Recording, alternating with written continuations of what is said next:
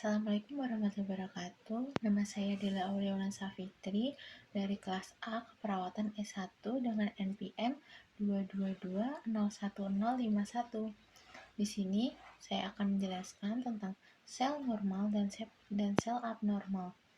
Sebelum menjelaskan, saya akan terlebih dahulu menggambar sel normal dan sel abnormal.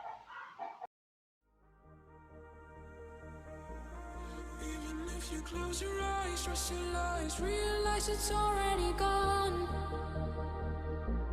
Now it is too late to cry, wave goodbye, don't ask why, now turn around. For everything you've done, you wish you'd better run. It might be too late to say sorry, hey, let me stay, yeah, I was wrong. When love's already gone,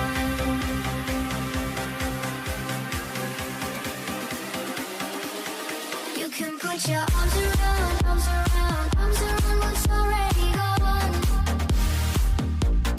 It might be too late to say sorry, hey, let me stay, yeah, I was wrong. For everything you've done, you wish you'd better run. It might be too late to say sorry, hey, let me stay, yeah, I was wrong. When love's already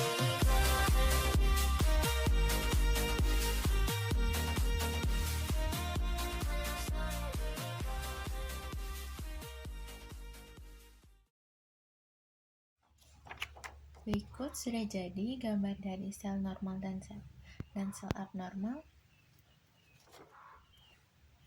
Selanjutnya, saya akan menjelaskan bagian-bagian dari sel normal dan sel abnormal beserta perbedaannya.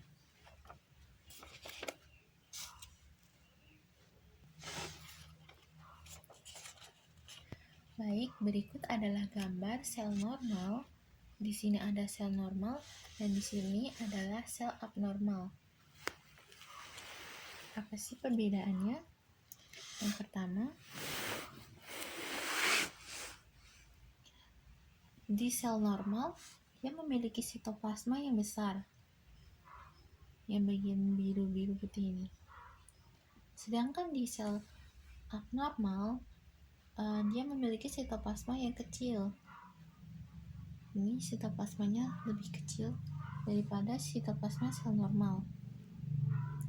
Selanjutnya adalah di sel normal dia memiliki bentuk bulat dari inti sampai di luarannya.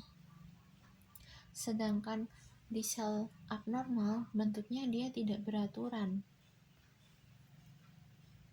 Terus selanjutnya di sel normal sendiri dia memiliki kromatin yang halus. Sedangkan di sel abnormal dia memiliki kromatin yang kasar.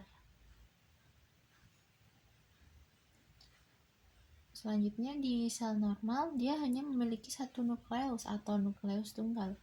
Di sini hanya terdapat satu nukleus, dan satu nukleus. Sedangkan di sel abnormal dia memiliki banyak sekali nukleus.